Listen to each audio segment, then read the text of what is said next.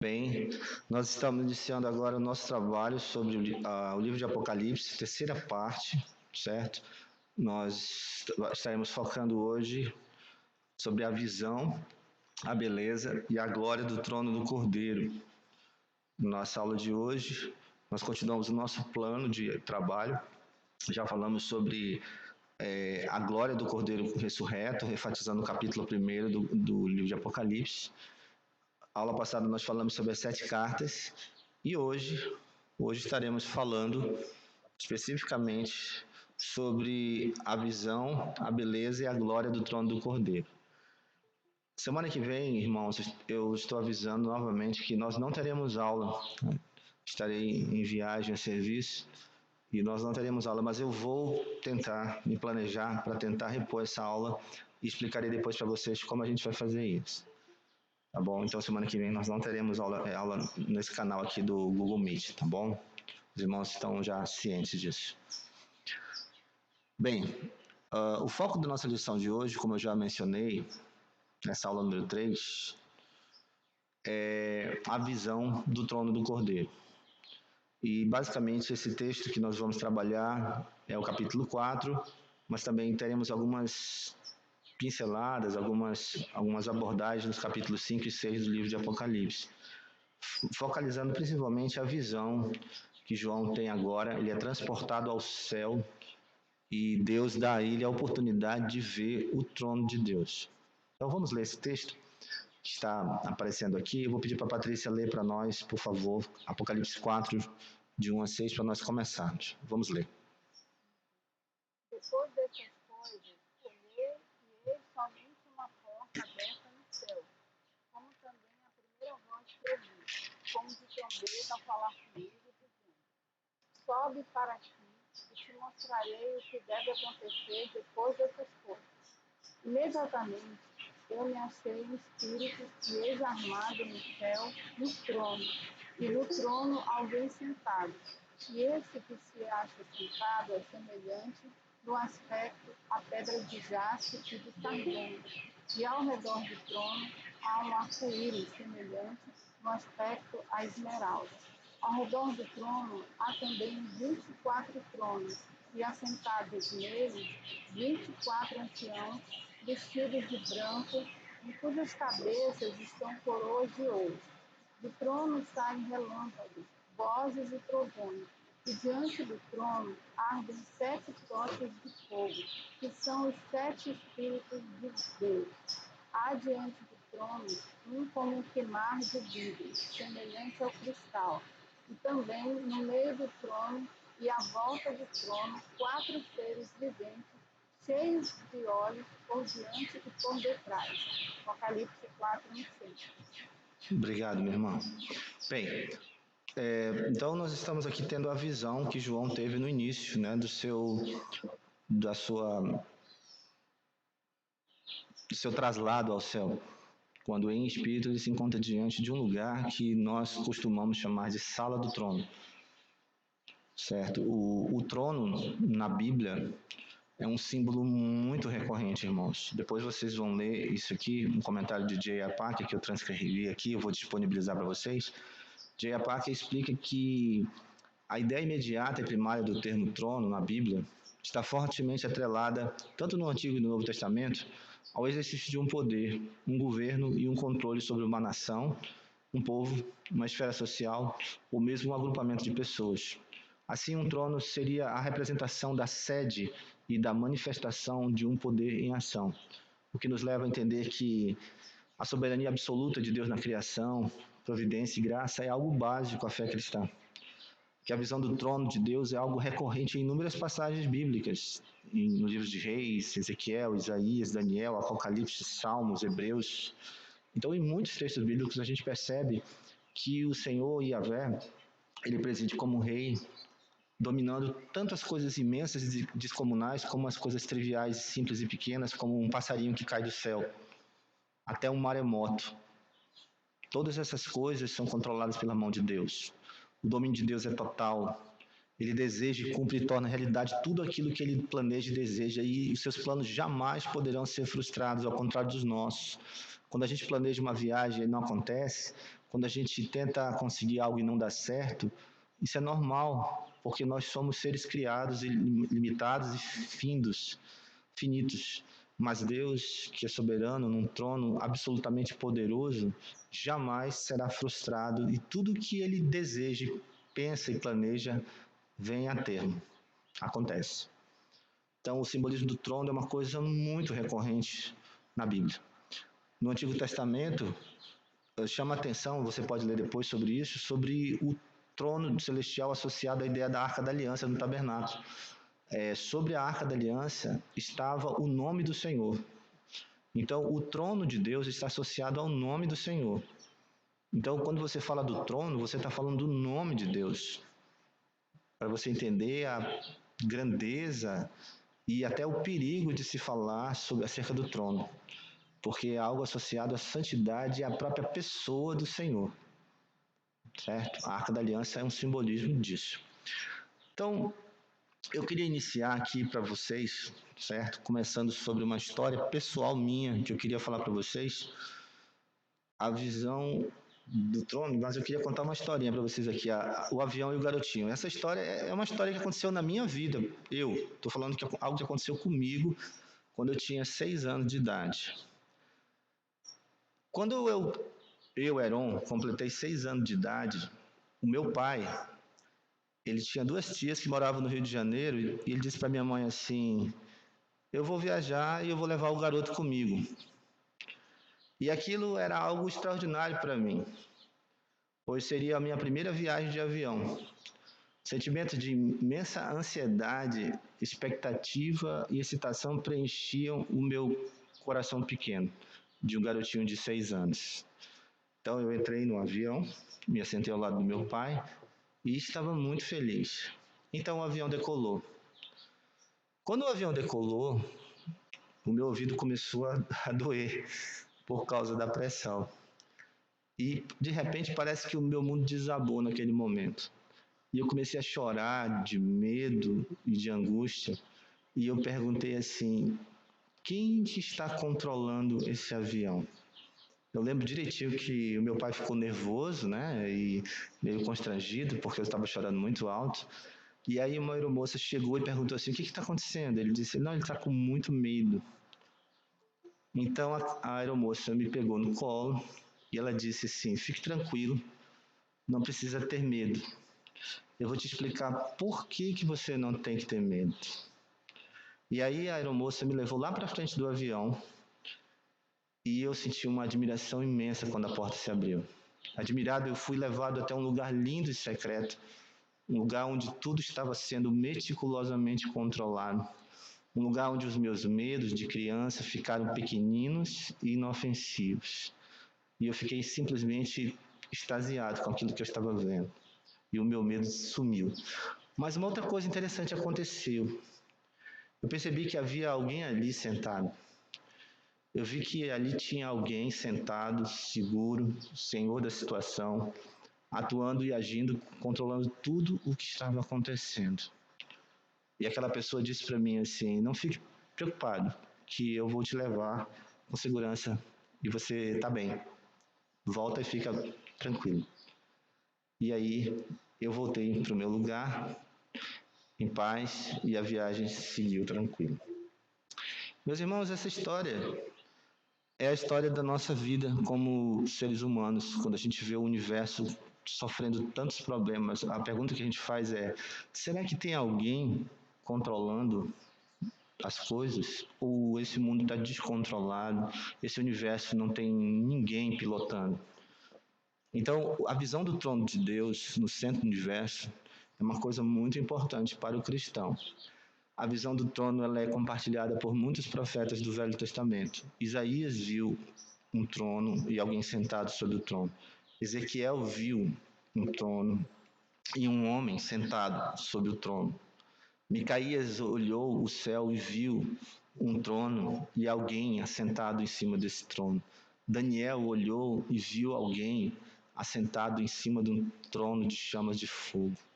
Então, essa visão do trono, os profetas, todos eles tiveram recorrências dessa imagem de que um ser está sentado num trono comandando tudo. O que é um trono segundo a Bíblia? O trono ele representa a sede de um poder e o exercício de um poder, um domínio ou um agente controlador do universo. Um trono descreve e emana algum grau de autoridade. Um trono está sempre associado a um agente pessoal que o exerce, o que dele é proprietário, ou ainda representa o poder realizador e decisor que dele emana. Um trono pode, dessa forma, ser ou representar um poder pequeno, um poder mediano, razoável e relativo, ou mesmo um poder elevado, supremo e absoluto. E na Bíblia, a gente vê, em muitas circunstâncias, Deus sendo associado, então, à figura de um trono. Por exemplo, Deus diz lá em Isaías 66, assim diz o Senhor, o céu é o meu trono, e a terra o estrado dos meus pés. Que casa me edificareis vós? Qual é o lugar do meu repouso? E também, às vezes, a gente vê na Bíblia situações em que a gente vê que existem tronos de iniquidade, de maldade em exercício hoje no mundo. Até mesmo o anticristo, ele vai ter um trono de poder. E a gente sabe que hoje existem governos corruptos, né? Governos que são fundados em mentira. E eu não estou pensando apenas em tronos políticos não, tá, gente? Às vezes a gente associa muito a ideia de trono a poderes políticos, mas também poderes familiares também. Um pai, uma mãe dentro de uma casa, eles são um governo. Uma igreja também é uma manifestação de poder também. Relacionamentos sociais também são manifestações de poder também. Então, a gente vê na Bíblia diversos tipos de tronos. Tronos malignos e diabólicos. A Bíblia cita isso lá em Apocalipse 2,13. Tronos angelicais, submissos a Deus. A gente vê isso em Colossenses 1,16. Tronos humanos e pecaminosos. Por exemplo, o trono de Herodes, que era um trono idólatra, vaidoso, orgulhoso. Também foi fulminado por Deus. Um trono divino, perfeito e único, que é o trono do Senhor. Trono de glória, enaltecido desde o princípio ao lugar do nosso santuário, de Jeremias, no capítulo 17. Poderes humanos e obedientes a Deus. Por exemplo, Davi diz que lá em Jerusalém haviam tronos de justiça, os tronos da casa de Davi. Pessoas que estavam lá sentadas, governando, que procuravam governar de acordo com a vontade de Deus. Tronos autorizados e concedidos por Deus para exercerem julgamento. Muitas vezes tronos são dados por Deus para que eles exerçam poder de julgamento também.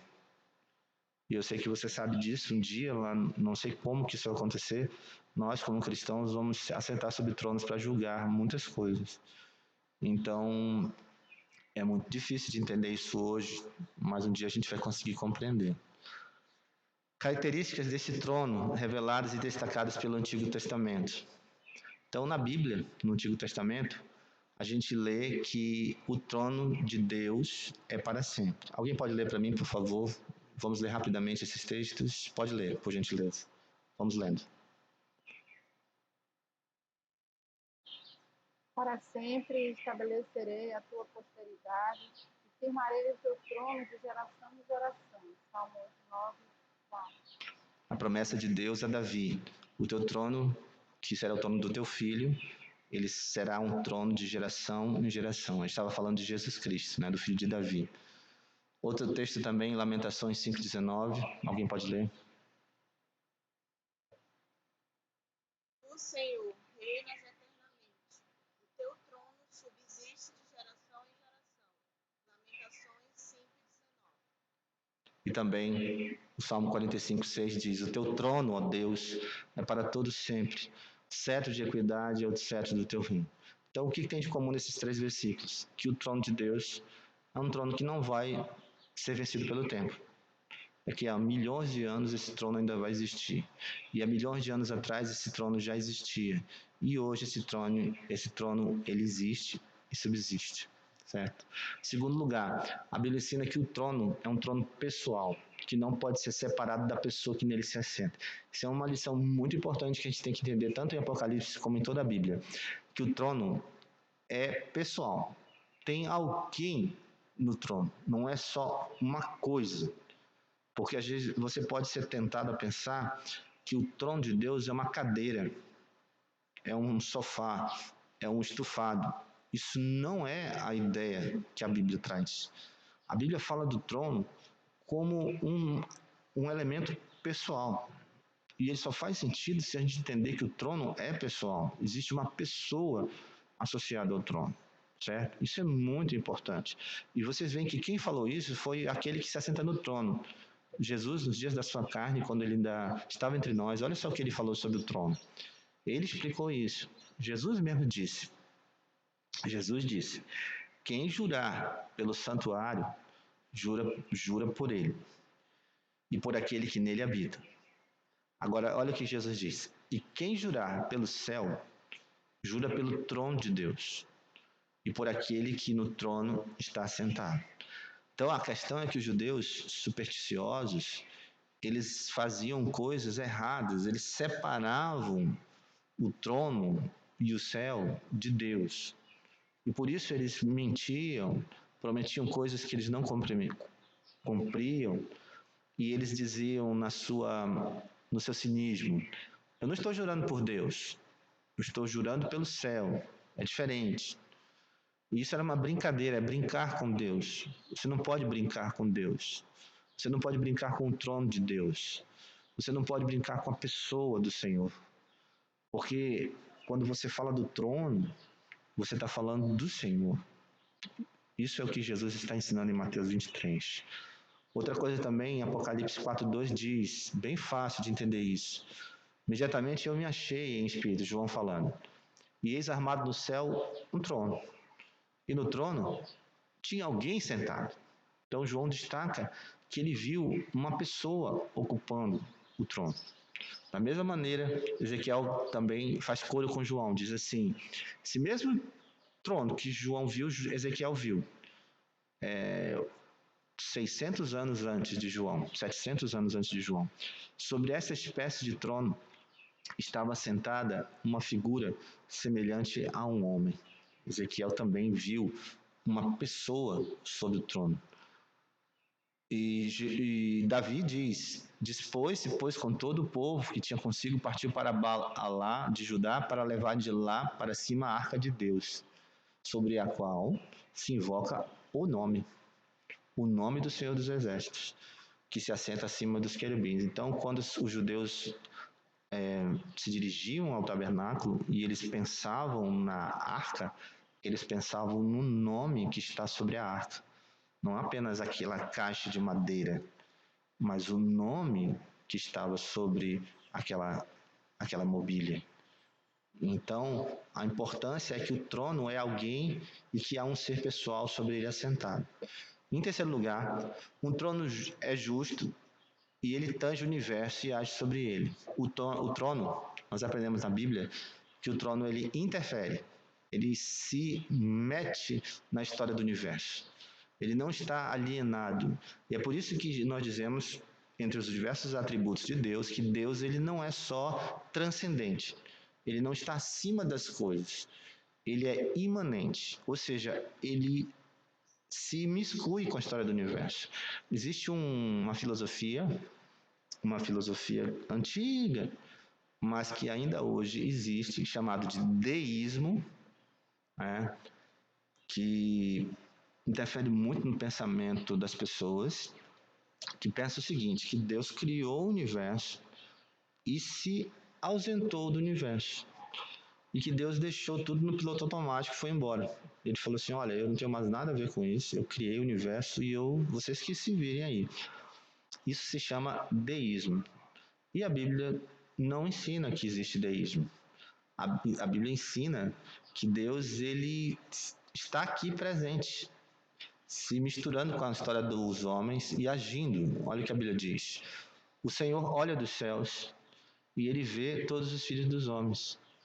Ó Deus dos exércitos, volta-te, nós te rogamos, olha do céu, vê e visita esta vinha. Essa é a oração do Salmo 80. Ou seja, Deus, realmente tu estás ausente do universo, da minha vida? Não, não é verdade.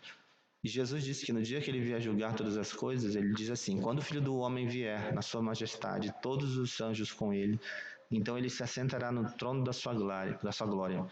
e todas as nações serão reunidas em sua presença, e ele separará uns dos outros, como o pastor separa dos cabritos das ovelhas. Então, o trono é um trono de juízo, é um trono de interferência, é um trono em que Jesus vai agir e já está agindo, interferindo na história do universo, julgando e dominando. Tanto que a Bíblia fala que Jesus, o Senhor Deus, ele erigiu um trono eterno que ele erigiu com a finalidade de julgar. Então, não tem como você dizer que o trono não interfere. E outra coisa maravilhosa também, irmãos, em último lugar aqui, é que nós aprendemos que o trono ele é ocupado por alguém acessível e gracioso. O trono, ele permite proximidade. Se você olhar na Bíblia, você vai observar que o trono ele é acessível. A Bíblia diz em Hebreus 4, alguém pode ler para mim? Hebreus 4,16, o trono é acessível. Pode ler. O trono é acessível.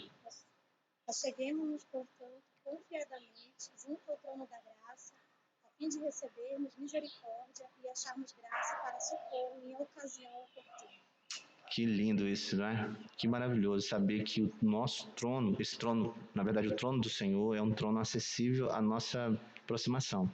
Então toda vez que você ora, que você está chorando diante de Deus, você está chegando diante, próximo desse trono. É o que está escrito aí em Hebreus 4,16. Não é um trono afastado de você, é um trono próximo de você. Outra realidade também que eu acho maravilhosa é a visão de Isaías sobre a proximidade. A Bíblia diz assim: no ano da morte do rei Uzias, eu vi o Senhor assentado sobre um alto e sublime trono. Então você vê aqui a transcendência do Senhor. No ano da morte do rei Uzias, eu vi Adonai, o meu Senhor, assentado sobre um alto e sublime trono. Então você vê aqui o afastamento de Deus, da santidade. Mas aí vem uma outra parte que Isaías fala. Ele diz assim: e as abas de suas vestes enchiam o templo. Então imagina, não sei se você consegue imaginar comigo, um rei sentado sobre um trono, com um vestido real sobre ele, e as abas, as pontas do seu vestido esvoaçando e enchendo a sala do trono. Bem compridas, 3 metros, 5 metros, 10 metros, 50 metros, enchendo aquela sala. E no Oriente Antigo, a simbologia das abas das vestes associada a um rei era a acessibilidade desse rei aos seus súditos, a misericórdia desse rei, porque se um súdito tocasse na ponta dessas vestes, ele podia conversar com o rei e pedir coisas ao rei. Então, as abas de suas vestes, elas não eram curtas, elas enchiam o templo, transbordando para longe. Isaías percebeu essa característica desse rei, que as abas de suas vestes enchiam o templo. Isso é extraordinariamente consolador para a minha vida quando eu penso nisso. O trono, ele permite proximidade. O trono, ele tem marcas também. As marcas do trono. Eu queria citar algumas marcas aqui, de uma forma um pouco rápida, mas é importante. Primeiro que o trono, ele tem que ser percebido através de revelação. O homem somente poderá compreender, ou vislumbrar, ou perceber que existe um trono se o Senhor do trono se revelar a ele. Você só vai poder ter a percepção do trono se Deus se revelar. Então aconteceu isso com João. Depois dessas coisas eu olhei e eu vi uma porta aberta. Eu entrei por aquela porta aberta. E quando eu entrei por aquela porta aberta, eu ouvi uma voz, tal como aquela voz que eu tinha ouvido no capítulo 1, a voz de uma trombeta falando comigo. Vem para cá, sobe, e eu te mostrarei o que deve acontecer. Então, o que a gente percebe aqui é revelação. Trono sem revelação não pode ser percebido. Primeira coisa, revelação. Segundo lugar, esse trono ele tem uma natureza distinta das outras naturezas dos outros tronos. Ele é um trono de natureza espiritual e triuna. Então, a verdadeira natureza desse trono que nós estamos estudando nessa aula de hoje, ela é espiritual, ou seja, é um trono espiritual porque o ser que está sobre esse trono é espiritual, e ele é trino. As pessoas sobre o trono são espirituais e o homem precisa se aproximar dele por meio desta forma, do espírito.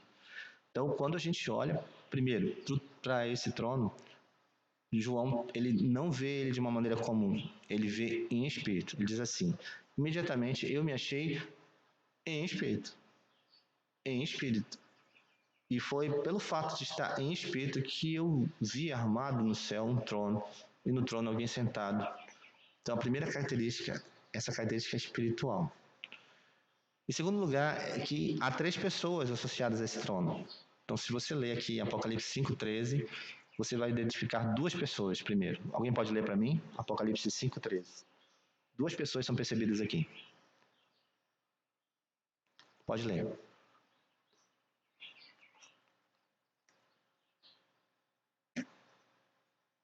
Aquele que está sentado no trono, uma pessoa, o Pai, e ao Cordeiro, outra pessoa, o Filho. Seja o louvor e a honra e a glória e o domínio pelos séculos dos séculos. Amém. Então, é claro aí que João está identificando 2 pessoas. Um único trono, um único ser. E misteriosamente, ele fala de uma pluralidade. Ele diz assim: aquele que está sentado no trono. Tudo bem. E aí ele diz assim: e ao Cordeiro. Ele está identificando uma pluralidade misteriosa, mas existe aqui. E outra coisa impressionante também é você perceber a presença do Espírito Santo diante do trono. Alguém pode ler para mim, por favor?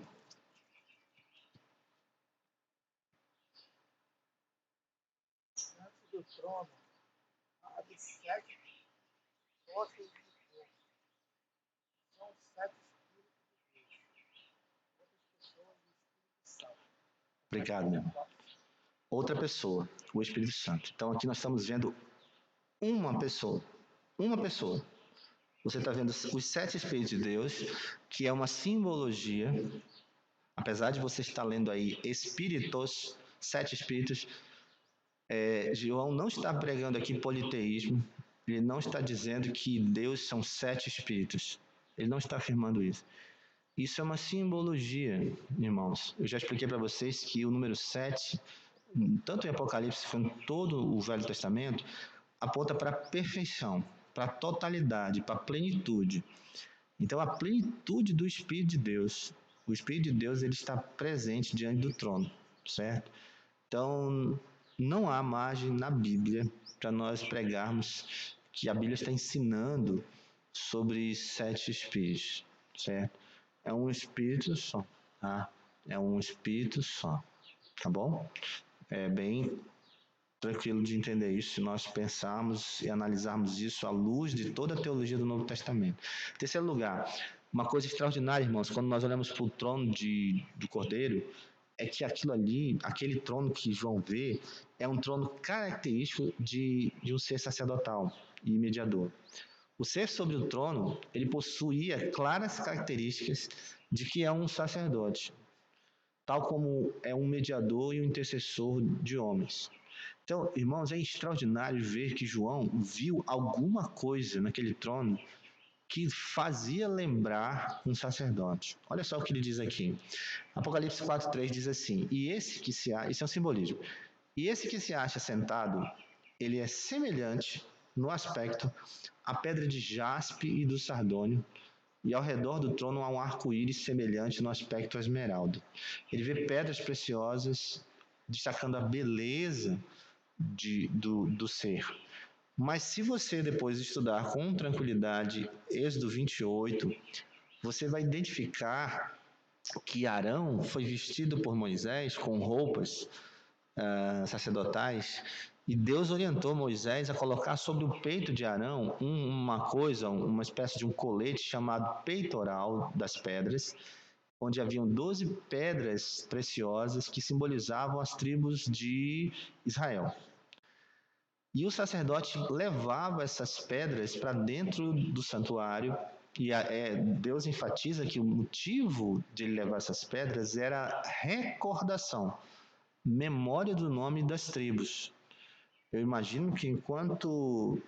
Estou só fazendo um exercício de imaginação aqui, não estou dizendo que é isso que acontecia. Mas enquanto o sumo sacerdote estava orando, cada pedra daquela era a intercessão por uma tribo. Então, a memória do sacerdote era associada à pedra. Ele diz, olha, eu estou orando agora por Judá, eu estou orando por Zebulon, eu estou orando por Naftali, eu estou orando por Simeão, eu estou orando por Levi, eu estou orando por Issacar, eu estou orando por Benjamim.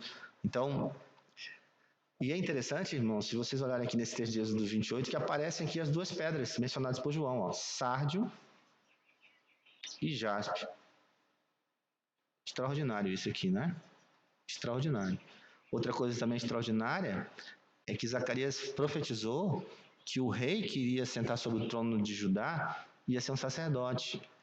Zacarias disse na profecia dele, ele mesmo edificará o templo do Senhor e será revestido de glória. O Messias assentar-se-á no seu trono e dominará, e será sacerdote no seu trono, e reinará perfeita união entre ambos os ofícios. Que ofício ele está falando? Dois ofícios, o ofício de sacerdote e o ofício de rei. Eram dois ofícios diferentes, mas esse ser, essa pessoa prometida em Zacarias, ia ser um rei sacerdote, um rei que além de ser rei, ele iria interceder pelos seus irmãos. Isso é lindo, né, de pensar, né? Também outra coisa extraordinária é o que o autor de Hebreus nos lembra que isso é uma verdade. Olha. Ora, o essencial das coisas que temos dito é que possuímos tal sumo sacerdote, que se assentou à destra do trono da majestade nos céus. Então, aquele que está sentado no trono, ele é um sumo sacerdote. Hebreus 8 ensina isso. Pronto. Então, nós aprendemos também isso. Outra coisa que nós aprendemos também sobre o trono é que é um trono de misericórdia e fidelidade. Então, esse ser sobre o trono tem memória e não se esquece das suas alianças, suas promessas, mas valoriza, honra e sustenta aquilo que ele diz. E isso é uma alusão ao arco-íris. Ao redor do trono, uma beleza extraordinária aparecia, um arco-íris semelhante no aspecto esmeraldo. E quando vocês lembram que as imagens que João traz em Apocalipse são recordações de situações, narrativas, circunstâncias e simbolismo do Antigo Testamento. Então, nós lembramos aqui em Gênesis 9 de que quando Deus terminou de destruir a terra com as águas do dilúvio, ele lançou sobre o céu um arco, o arco-íris, para lembrar da minha aliança firmada entre mim e vós e todos os seres viventes, toda a carne, e as águas não mais se tornarão em dilúvio para destruir toda a carne. Então Deus fez uma aliança com o homem através de um arco-íris.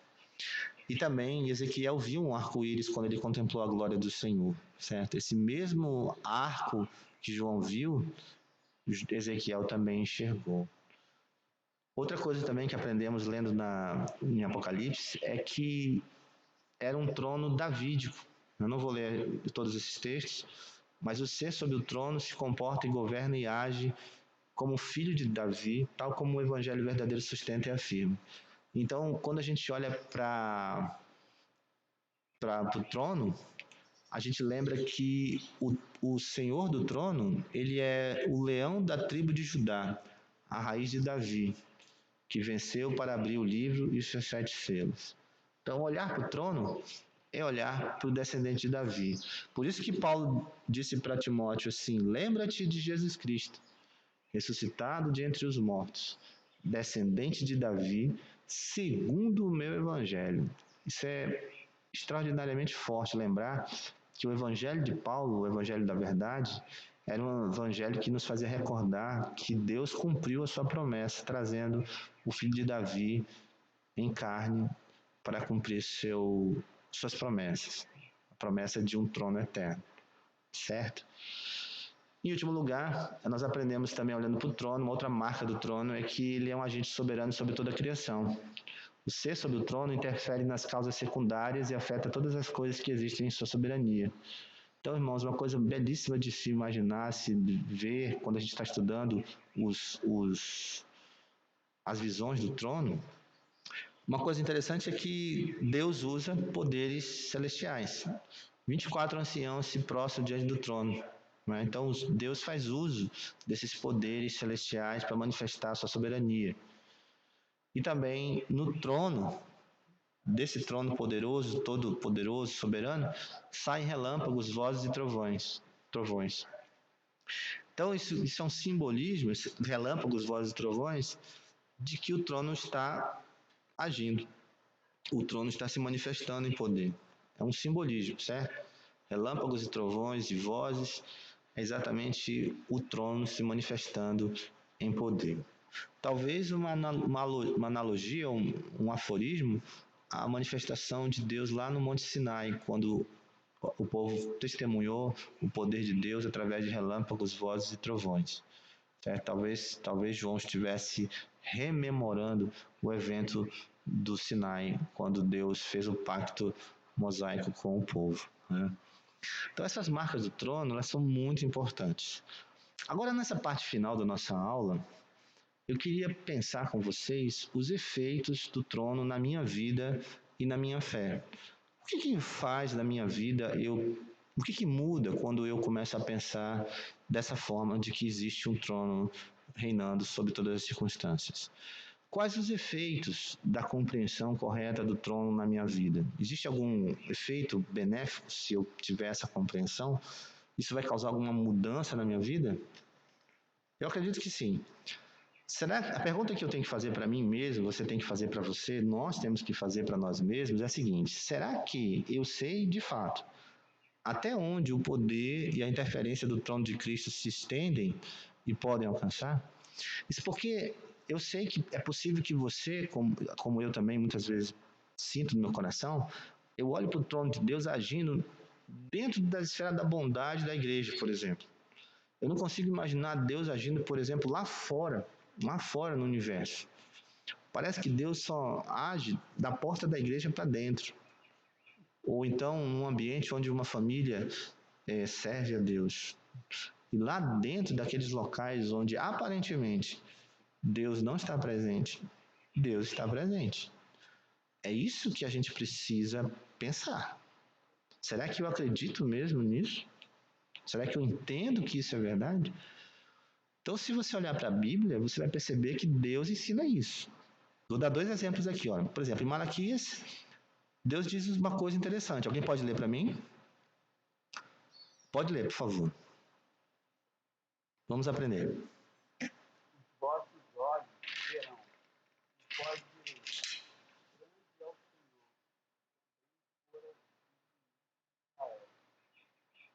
fora de Israel. Certo. Grande é o Senhor também fora dos limites de Israel. Não é dentro dos limites de Israel. Fora, é lá fora, onde a gente diz assim, não, aqui Deus não está presente. Deus não está agindo aqui. Deus não está agindo. Não é? A gente tem essa ideia de que Deus não age fora dos limites de Israel. E a Bíblia está dizendo que isso não é verdade. Certo? Apesar da gente, como cristão, muitas vezes se comportar dessa forma. Olha que interessante aqui. Nada pode impedir a mão de Deus. Nesse texto de Isaías 14, Deus diz assim: assim jurou o Senhor dos Exércitos, como pensei, assim sucederá, e como determinei, assim se efetuará. O Senhor dos Exércitos determinou: quem, pois, o invalidará? A sua mão está estendida. Quem, pois, a fará voltar atrás? Deus está dizendo para a gente assim: você acha que tem alguma coisa que está acontecendo nesse universo, má ou boa, que eu não estou permitindo, que eu não planejei, que eu não estou controlando? Aquelas coisas estão acontecendo hoje na tua vida, ruins, más, enfermidades, problemas, dificuldades, derrotas, frustrações. Você acha que eu não estou controlando isso? É isso que você pensa sobre a minha soberania? Então é isso que Deus faz com que a gente pense. Eu sei até onde o trono de Deus alcança. Se eu compreender corretamente a soberania de Deus e a supremacia do trono, para que meus olhos possam enxergar a história pelo ponto de vista de Deus, eu poderei então entender que o trono domina tudo e todas as coisas do universo. E seus limites ultrapassam a igreja, a minha religião, a minha geração, a minha família, os meus limites humanos. Olha só o que diz aqui, irmãos, esse texto de Amós 9:7. Eu pergunto para vocês, uma pergunta de escola dominical. Quantos êxodos Deus realizou? Pergunta de escola dominical. Quantos êxodos Deus realizou? A maioria vai dizer assim, irmão, é fácil essa, né? Né? Deus tirou Israel do Egito. Pé errado. A Bíblia diz que Deus realizou pelo menos 4 êxodos. Alguém pode ler para mim, por favor? Alguém pode ler para mim? Não sois vós para mim, ó filhos de Israel, como os filhos do Etíope, diz o Senhor. Não fiz eu subir a Israel da terra do Egito e de Cassó, os filisteus e de Círios? Amós 9,7. Obrigado, minha irmã. Então, se você contar comigo aí, você vai contar 4 fenômenos de libertação que Deus realizou na história. Então, Deus realizou um êxodo. Israel saiu do Egito. Outro êxodo. Os etíopes saíram de algum lugar, não sei de onde, mas saíram. Terceiro, de Caftor, Deus libertou os filisteus. E de Quir, Deus libertou os sírios. Extraordinário isso, hein? Esquisito de pensar, difícil de entender, é que Deus ele trabalha fora dos limites de Israel. A gente nem sabe, a gente não tem nem noção de como esses êxodos aconteceram. A gente não sabe como Deus promoveu essas libertações, mas Deus falou para o povo de Israel, olha, não sei se vocês sabem, mas eu já fiz vários êxodos. Não sei se você tem noção de como eu estou trabalhando fora. De que eu não ajo só pela igreja evangélica brasileira, que eu estou atuando através de muitos canais que não são evangélicos, que não são tradicionalmente lugares onde a gente acha que a pureza de Deus está restrita. Isso é uma ideia extremamente errada, limitadora, antibíblica e simplesmente é o modo como a gente tem a tendência de pensar. É normal a gente pensar assim, mas Deus não pensa como o homem pensa. O que eu quero dizer com isso? É que o trono de Deus ele é muito maior do que isso. Se você pensar nos selos, eu não vou falar sobre todos os selos aqui, porque nós não temos tempo, eu queria destacar apenas 4 selos que o Cordeiro abriu, para você entender como é que o trono de Deus domina o universo. Por exemplo, quando a Bíblia fala que o Cordeiro tomou da mão daquele que está sentado no trono o livro, que é o livro da história do universo, que ninguém podia abrir, ele abriu 7 selos. E à medida que o Cordeiro de Deus abria cada selo, alguma coisa acontecia, se sucedia. Isso demonstra até onde o trono do Cordeiro controla o universo. Então, o primeiro selo é esse relatado aqui. Ó. O trono domina e vence pela palavra de Cristo. O trono governa o universo por meio da palavra de Cristo, que é o verbo de Deus. Então, se existe um poder que controla o universo, é a palavra de Cristo. Não existe um poder maior do que o poder da palavra da cruz. Não existe nenhum poder maior do que o poder proclamado pela verdade do Evangelho, seja na sua casa, para o seu filho, seja numa praça pública, seja no seu trabalho, seja na igreja, seja fora da igreja, seja num barco, seja numa calçada, seja num prostíbulo, seja num boteco, seja no fundo do oceano, seja numa jangada na praia, seja no alto de uma montanha, seja num hospital, seja numa clínica odontológica, seja num cruzamento de um trânsito, seja no meio do mato, seja em qualquer lugar do universo. A palavra de Cristo é o poder que está acima de todo poder. Vi quando o Cordeiro abriu um dos 7 selos e eu vi um dos 4 seres viventes dizendo, como se fosse voz de trovão, vem. E eu vi um cavalo branco e seu cavaleiro com um arco e foi-lhe dado uma coroa. E ele saiu vencendo e para vencer. E esse cavalo branco é o verbo de Deus. Aquele que está sentado sobre o cavalo é o verbo vivo, é o Cordeiro, é a palavra viva. Então, a verdade da palavra é o maior poder do universo. Esse é o primeiro selo. O trono também nos ensina que o Cordeiro domina sobre a violência humana. O trono controla soberanamente as guerras, a violência e também qualquer agente de poder humano, a espada.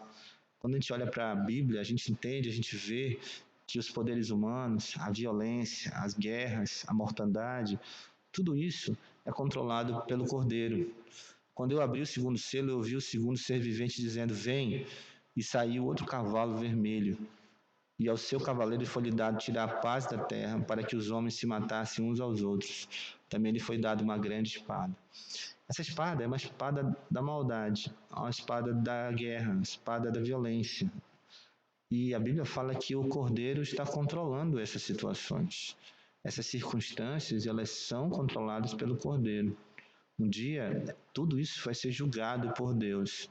Hoje não dá para entender, gente, isso. Não dá para entender, sabe? Quando você vê uma violência acontecendo, uma violência se estabelecendo, a gente se entristece, a gente fala assim, Senhor, tu estás vendo isso, tu compreendes que isso está acontecendo?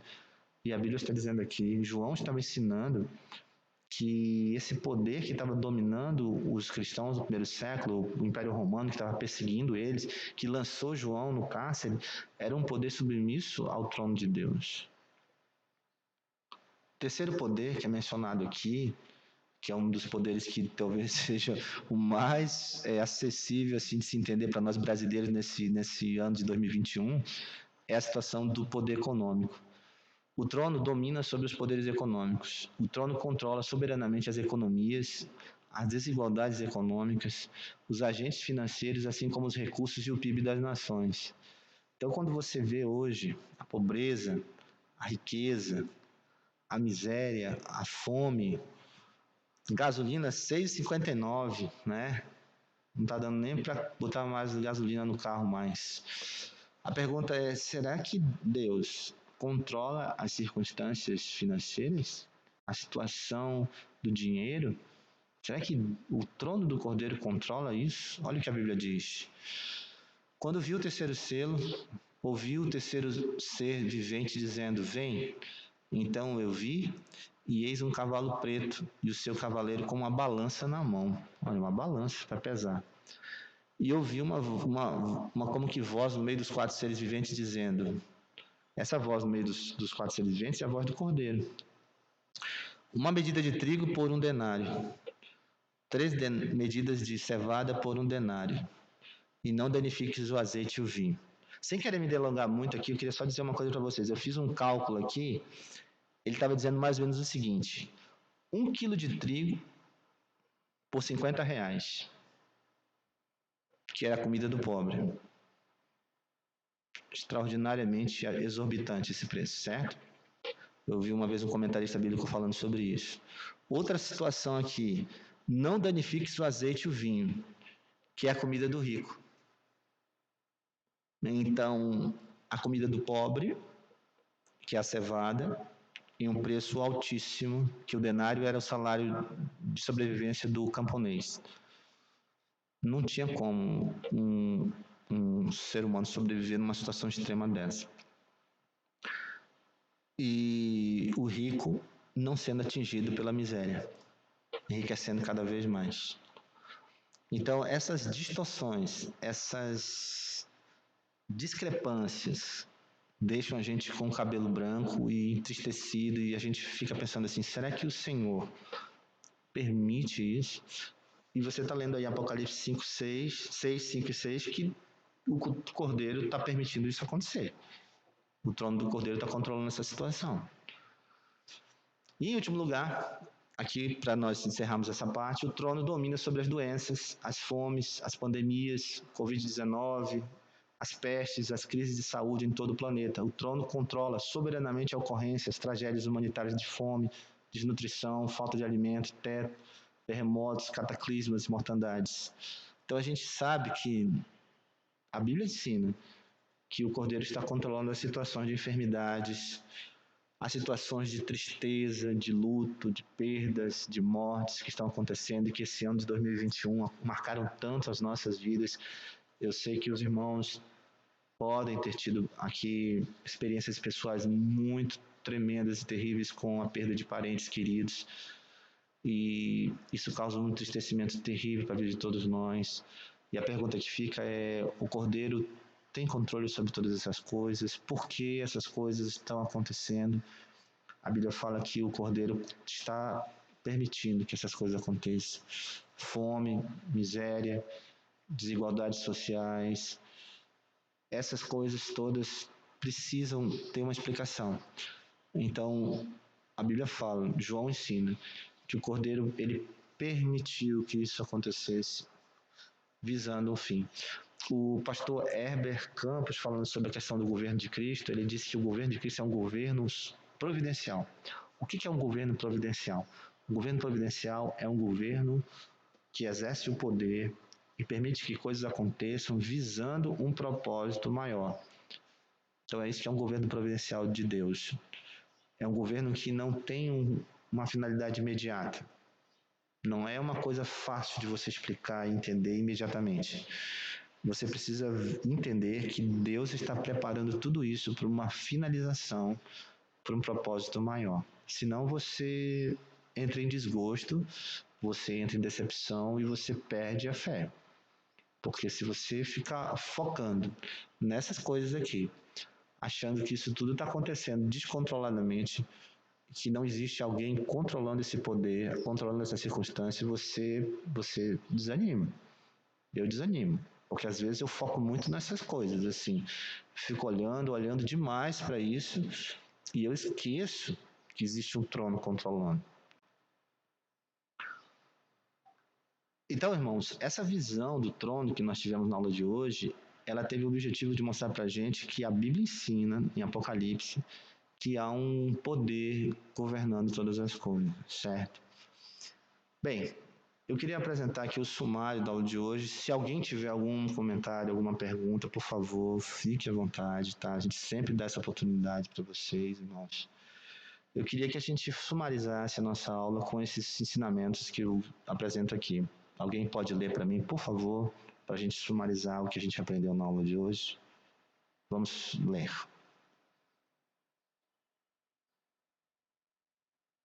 Por favor. Qualquer pessoa. O trono do Cordeiro é o centro do universo de toda a sua história.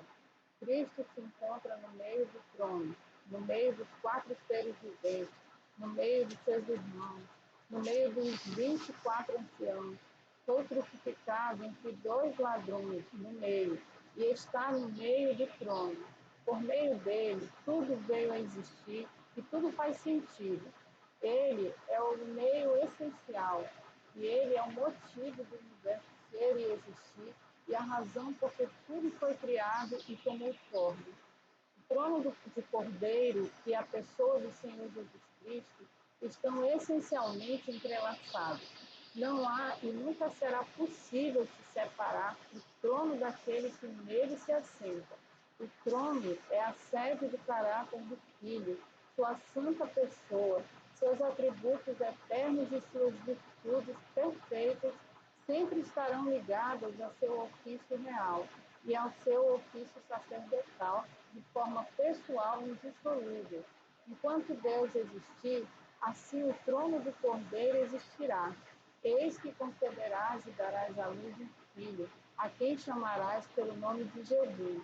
Este será grande e será chamado Filho do Altíssimo.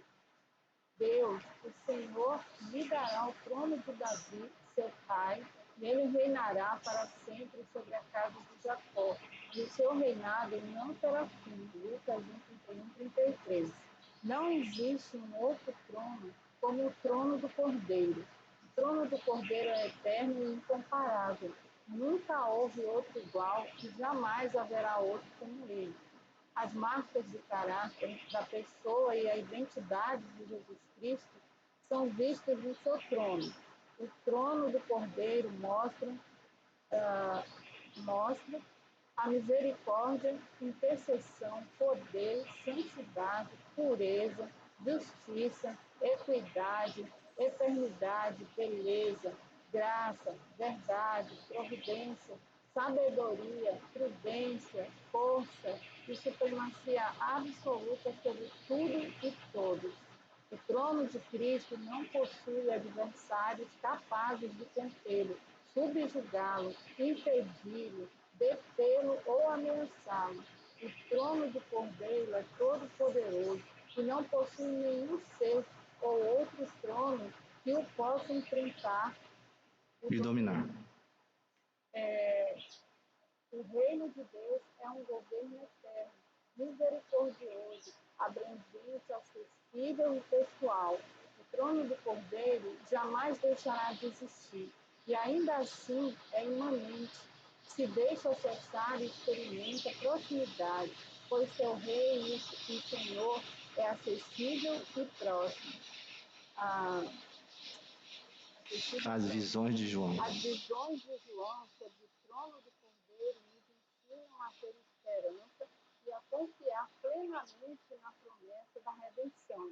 Quem vê o trono e sua revelação na palavra de Deus tem esperança, conforto quanto ao futuro. A correta percepção de um ser assentado no trono é indispensável para uma fé sadia e cheia de esperança.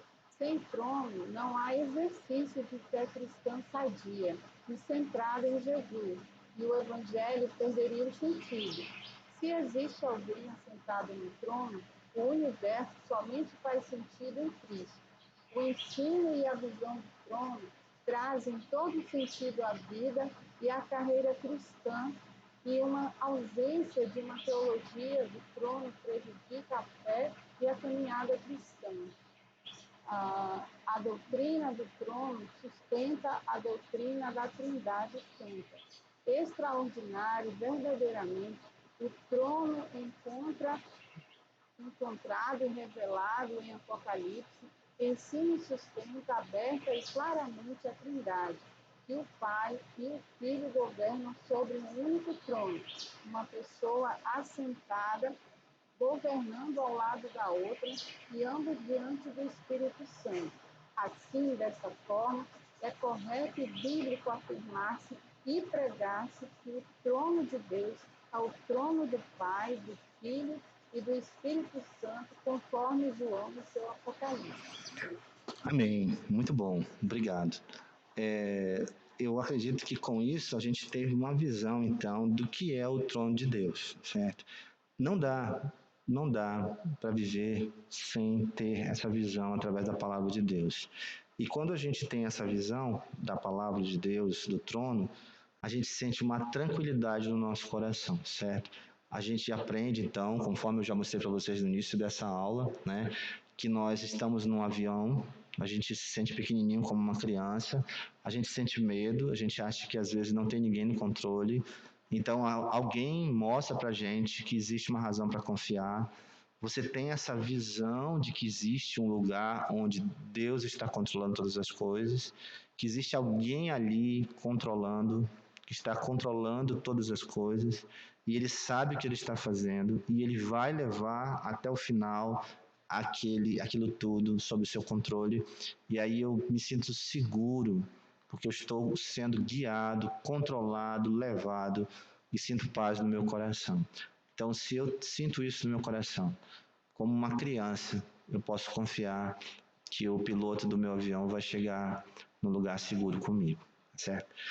Amém? Essa é a visão do trono do Apocalipse, tá bom?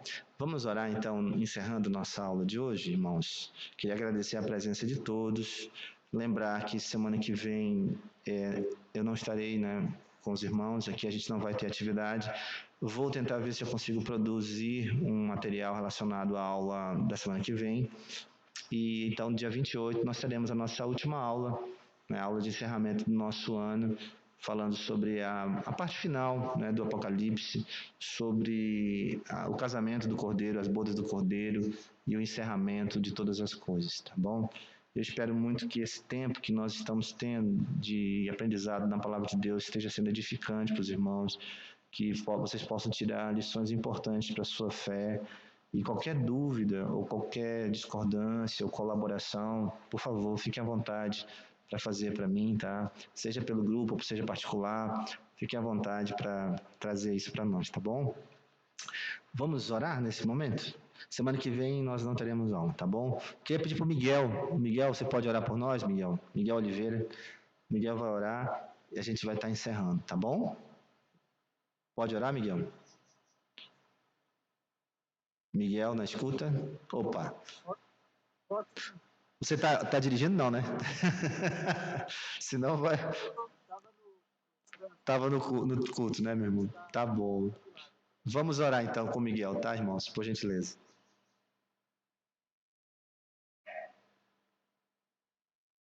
O Miguel vai orar.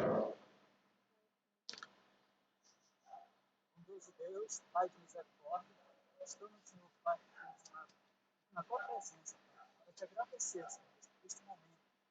E que, Senhor Deus, fomos alimentados, Pai, pelo teu amor, pela tua bondade, pela tua palavra. Obrigado, Senhor Deus, pela vida do irmão, Senhor Deus, do professor Heron, Senhor Deus, que tem nos orientado, tem nos dado, Senhor Deus, através do teu Espírito, Pai, e conhecimento, Senhor Deus, cada vez mais profundo do teu amor. Que as cartas, Senhor Deus, que esse livro maravilhoso, Senhor Deus, que mostra o teu amor por nós, Senhor Deus, nossas casas, guardado em nossas mentes, em nossos corações. E que nossos lábios sejam tocados pelo teu Espírito, Pai, para que tudo, Senhor Deus, possamos proclamar, Senhor Deus, o teu amor para aqueles que o Senhor colocou no nosso caminho. Agradecemos por isso. Pedimos, Senhor Deus, que abençoe a cada irmã que participa, Senhor Deus, desta aula maravilhosa. E que o Senhor Deus abençoe também o nosso alimento, Senhor Deus, que o ministério daqui a pouco. O Senhor dirige os nossos caminhos. Por isso, Senhor Deus, com o coração agradecido por tudo, te louvamos em nome de Jesus. Amém. Amém.